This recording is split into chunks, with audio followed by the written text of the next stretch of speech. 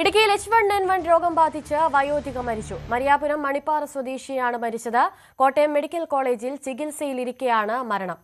സ്റ്റാലിൻ ചേരുന്നുണ്ട് ഇടുക്കിയിൽ നിന്നും കൂടുതൽ വിവരങ്ങളുമായി. സ്റ്റാലിൻ, എപ്പോഴാണ് ഈ മരണം സംഭവിച്ചത്? എന്തൊക്കെയാണ് ഇതുമായി ബന്ധപ്പെട്ട് ലഭിക്കുന്ന കൂടുതൽ വിവരങ്ങൾ? അനുശ്രീ, മരിച്ച അതായത് ഇടുക്കി മരിയാപുരം മണിപ്പാറ സ്വദേശിയായ വയോധികയാണ് മരിച്ചത്. പൂങ്കുടിയിൽ സാറാമ്മ എന്ന 82-കാരിയാണ് മരിച്ചത്.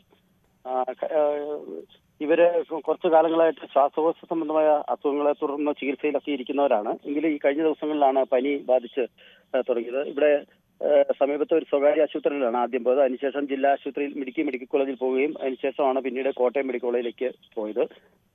ഇന്നലെ ഉച്ചയോടുകൂടിയാണ് മരണം സംഭവിച്ചത്. എന്തായാലും ഇതിനോടകം ഇവർക്ക് H1N1 അസുഖം ബാധിച്ചതായും ആശുപത്രിക്കാർ സ്ഥിരീകരിച്ചിട്ടുണ്ട്. എന്തായാലും ശ്വാസകോശ രോഗി ആയിരുന്നുകൊണ്ടും പിന്നെ വയോധിക ആയിരുന്നതിന്റെ പേരിലും വളരെ പെട്ടെന്ന് തന്നെ മറ്റ് അസുഖങ്ങൾ ബാധിക്കാനുള്ള സാഹചര്യം കൂടുതലായിരുന്നു. അതുകൊണ്ട് തന്നെ നേരിയ തോതിലുള്ള ഈ ലക്ഷണം കണ്ടെങ്കിലും മരണം സംഭവിച്ചു എന്നാണ് നമുക്ക് അറിയാൻ കഴിഞ്ഞത്. എന്തായാലും ഇന്നലെ ഉച്ചയോടുകൂടിയാണ് മരണം സംഭവിച്ചത്. അനുശ്രീ, ശരി. സ്റ്റാലിനാണ് ഇടുക്കിയിൽ നിന്നും കൂടുതൽ വിവരങ്ങൾ നൽകിയത്.